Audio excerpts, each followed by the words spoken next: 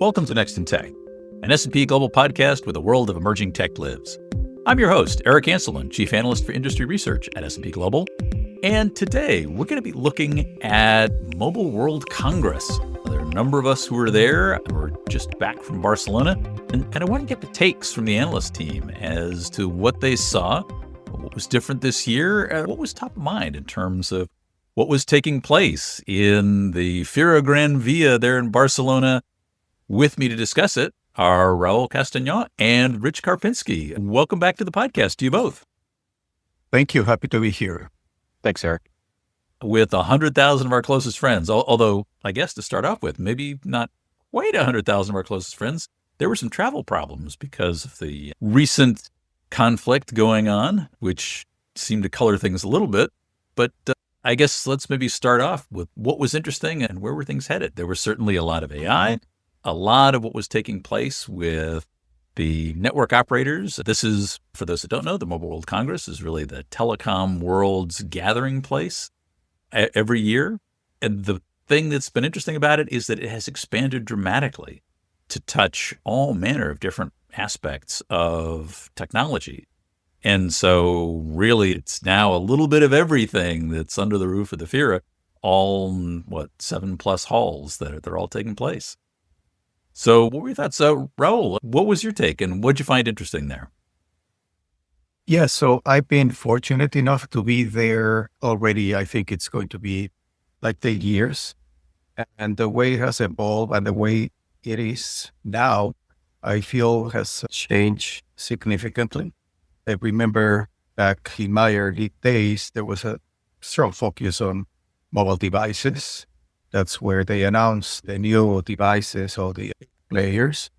What I see different now this year is a strong emphasis on how mobile network operators are shifting their business model. Now, I'm aware that this is a conversation that has been going on for a long time, and I know both of you are well aware of that. What I see different, though, is that I see maybe more practicality in terms of the discussions and also examples of where this is happening. I do think we are in the midst of a transition from the so-called downpipe to talking more about connectivity as a business. It is something where if we think about the evolution for the operators, this has been something where they've always wanted to be able to take the latest and greatest technology, be the service provider of interest, or certainly the ones that are able to go deliver it. But they've faced a set of challenges in terms of being able to leverage this. And it seems like AI is that next stage, and some of the chances for where this is headed certainly may create some opportunities. But it is, to the point that you raised, it's something where they're going to have to be able to take that opportunity and run with it in order to turn these into a real opportunity. Yes, I agree. And I could probably emphasize that the focus is moving also, from my perspective, from consumer to enterprise, which was in my mind always aspirational, but really always remained as mobile network operators usually remained as just the pipe and selling devices. I do see now more conversations regarding the business model to deliver connectivity and address specific enterprise pain points. Well, it's something where if you think about the opportunities in the enterprise side, there's certainly a lot of things that we could pull into that would add significant value from the network perspective. It's a lot of the things that you've been talking about in your research in terms of network delivered services that can actually start to make a difference, not only in areas of overall functionality, but also as a foundation of trust, and to be able to leverage maybe some of that core infrastructure capability that the telecom operators have. Yes, absolutely right. So I think that looking at the bigger picture, we did see network APIs become a central part of the conversation 2 years ago. Not so much this year in terms of presence in the keynotes. However, there were a lot of backroom conversations going on. So that's still an ongoing topic of discussion. I still see some hesitation with some network operators in terms of diving fully with the network API initiatives, but the leaders, the leading operators, Telefonica, Vodafone, Dutch Telecom, they are fully invested in it, and as well as vendors like Ericsson, Bona, Infobip. So I feel that's slowly coming together. And what I have seen so far is a strong focus on the enterprise use cases. Now, interestingly, and to your point, it's basically about leveraging network capabilities and being more, I think, refined in the business cases and pricing models. Like we said before, going beyond just providing connectivity and selling devices to more sophisticated solutions to enterprise pain points. And parallel to that, I was also looking at what I refer to as trusted communications, which interestingly is also leveraging network level capabilities. And this could be to protect consumers and brands from robocalls, phishing, smishing, basically creating a more secure environment for the use of mobile communications. This is also at the network level. I could point to a couple of examples. Vendors like First Orion and iConnect, now part of DNS, they were there. They had a large booth. And what I find really interesting in the case of First Orion, for example, it's actually a company that started out with an over-the-top application, mainly focused on consumers. And it has evolved over the years to become a network level solution where their clients are the network operators. So I think it illustrates how these problems are being addressed at the network level with a focus on enterprises that want to help brands protect their reputation and their customers. And a lot of this is basically leveraging that tight identity connection that the operators have got and being able to be that foundation of trust. We'll see where we can take that in terms of capabilities. And especially when we look at capabilities around AI, more trust is certainly good. We saw an awful lot going on in that part. But Rich, what were you seeing from the AI side? As seems to be the fashion, there was no shortage of AI in everything, in all different respects. But one of the things that I saw was that at least there seems to be a maturing of an understanding of what are practical use cases and where that's headed. What were you seeing out there? Yeah, there's always a danger of AI washing at any event like this. And I think you do have to separate out what's real and what's on the slides. I think it was a good reality check, I think, for the telecom sector, the event. There was a lot of energy around AI. If you look back a year or two ago, it's fairly simple. Gen AI, it was all Gen AI. It was co-pilots, it was chatbots, et cetera, sitting alongside operators to give them some level of assistance. And this is pretty similar to what we've seen in other industries like manufacturing as well, where that's where the starting point was. The conversations, I think, around AI at the show move in two directions. AI for telco infrastructure in support of telco infrastructure, so automating the network with agentic AI workflows, moving on to that next level of AI.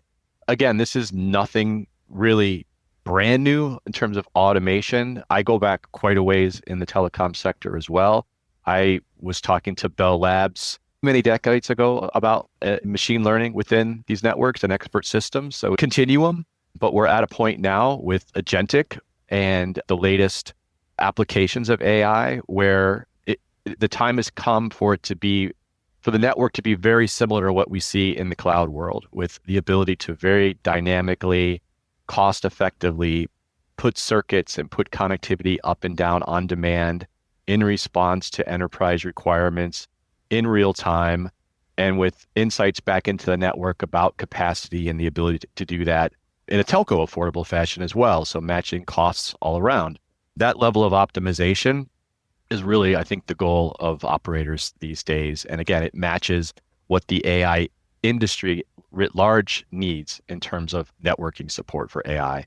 Hyperscalers are definitely, as they have done in cloud and on edge and on data center, threatening or very capable of going up over the top around and alongside telcos when it comes to networks, whether it's between data centers, whether it's to the cloud, whether it's via dark fiber or some other kind of connection.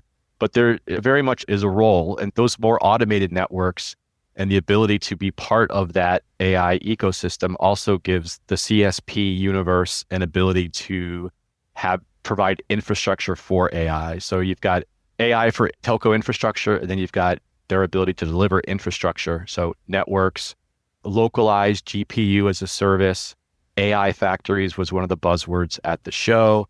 And some of the core attributes of operators, which is they work within regions, they've got sovereignty, ability to deliver sovereign networks that are not crossing boundaries. They're closer to where AI data or AI endpoints are generating massive amounts of data. So if they can do some local processing, it can cut down on connectivity and cloud storage costs. You can do inferencing out at the edge where the decision-making needs to be real time. So there's some real opportunities for the telco industry to play within the AI ecosystem. There are also great dangers for them to be routed around by everybody from cloud providers to the enterprises themselves delivering and managing their own infrastructure. So it's a very common tale for operators. They want to be a techco, which was the buzz even a few more years ago, right? But there are some real opportunities, and we saw some interesting news and conversations with Red Hat and with Microsoft and with AWS and others, along with their telco partners, Red Hat and Telenor delivering AI factories in Europe. And this is not just against slideware. There are going to be some opportunities to deliver these. It's going to be the execution and the ability to really serve enterprise customers, as Raul started this conversation, in ways that they need to be served. That's going to tell the difference and see if there's an actual business here for the operators. We do get into this process of asking what's different this time, because as you've said, this is a cycle that we get new technologies, we get interest, and why is this going to be different? And maybe, in fact, some of the partnership pieces, what we see with some of the tech giants that are out there, the hyperscalers, that in fact are maybe starting to work a little more in partnership with some of these capabilities. So this won't be something along the lines of over-the-top services that got offered in the past. And that's the bigger challenge, right? Yeah, I think hard lessons learned, right? They were certainly, operators, telcos did not win the OTT video game, but they do deliver infrastructure, local infrastructure, CDN infrastructure, other infrastructure that's part of the delivery system of OTT. Maybe you don't get to buy Paramount when you are in that role, but you do get to maybe serve up some streams and capture some revenue. Again, telcos may not be NVIDIA, they may not be unicorns, but there is real revenue to be captured. And the key areas are connectivity plus focused. So connectivity plus access to GPUs as a sovereign service, connectivity plus smart network APIs that can deliver the things that Raul was talking about as far as fraud or identity protection, those sorts of things. There are value-added services, and they have evolved enough, I believe, especially the larger operators that are globally focused, to be legitimate peers to their unicorn AI partners and to be just part of that ecosystem, right? Part of the checkboxes of who an enterprise is going to speak to. You just have to have a good story to tell. And if there are alternatives to you, you're going to have to strategize your way to have a competitive answer to that. There's nothing guaranteed for operators, but I do think did bear out that there are just some fundamental characteristics of the market such that there are billions of IoT devices that need to be connected, right? So that's going to be potentially a 5G connection that begins to bring data into your ecosystem. There's going to be some need for some local processing, and it may end up on the enterprise site, but it may end up on your network or adjacent to your network, or you may be able to orchestrate that data and those applications in a way that contributes to that enterprise's success or the ecosystem's viability. It's not win all, but it's to be part of that ecosystem. That's the opportunity for telcos today.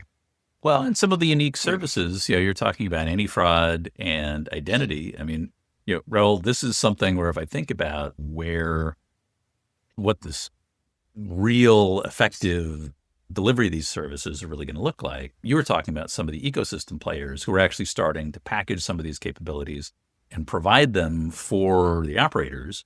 Is that a long-term path? Is this something where those partners are the ones that are actually starting to do some of the more innovative capabilities and they integrate with the operators? Where do you see that a partnership going? And what does that look like? Yeah, so interestingly, I think that the level of awareness with mobile network operators in terms of their capacity to play with more sophisticated offerings, I think they definitely know that. And I think it still is a source of frustration for them. So I do think that you are very accurately describing a very viable option, which is partnerships, both with emerging but also established players. For example, the CPaaS vendors have a role to play, given 2 decades of experience with developer-focused solutions. And then also emerging vendors, and I talked to a couple of them, Shop and Shush, which are still startups, but with a really deep understanding of the security problems and the need for anti-fraud solutions that leverage network capabilities. In other words, that can deliver what is technically a superior solution as to what just OTT can deliver. And I do want to emphasize what Rich was saying, that so far OTT has won the battles across different areas. So we still have to see how this plays out. But yeah, the opportunity is there. Partner with the CPaaS vendors, with the technology vendors, with the emerging startups, capabilities at the network level that are really effective in addressing these problems. You make a really important point there, which is that there has to be application developer engagement in this as well. And that's a big piece that if we think about what that ecosystem is, you got to have somebody who's building the actual end use cases that are based on these services in order to make these particularly successful. And that's something we've seen in so many different angles in terms of where this fits. You've got to be sure, you've got to be able to get to a point at which you can engage vendors. You talked about CPaaS, the call platforms and service capabilities. In a lot of the voice interaction kinds of things, there are lots of application providers that consume those services. That's made that area successful. It's an area where, Rich, we've talked about what's happening. You mentioned IoT. This is another area where there certainly are opportunities where the network could be more than just connectivity, but you also have to engage in the application providers who are actually going to consume services if they're going to be network-based. And IoT is an area which has evolved really rapidly as well. Yeah.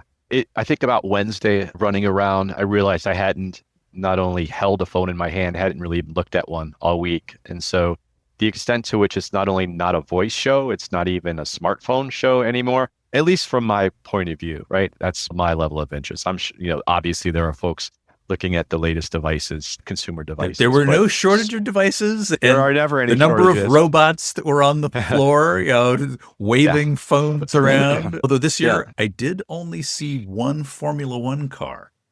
Yeah. But no shortage of robots. So definitely robots are more in my world. But if you notice, the robots were all escorted by 3 or 4 people. So maybe they're not so intelligent to act autonomously. They're not going to take over the world quite yet without some human handlers. But yeah, I mean, from an IoT perspective, and that's a lot where my practice starts, is really what we've learned is far from where it ends, right? It's the data and those endpoints that drives, which is one of the new buzzwords these days, physical AI. So as compared to digital AI, which is large frontier models and text-based and information-based, physical AI being all of these industrial and more physical processes, environments, and all the data that comes off of those environments that then can be analyzed with these AI platforms and turned into insights that drive decision makers among oil and gas processors or manufacturers or supply chain folks, right?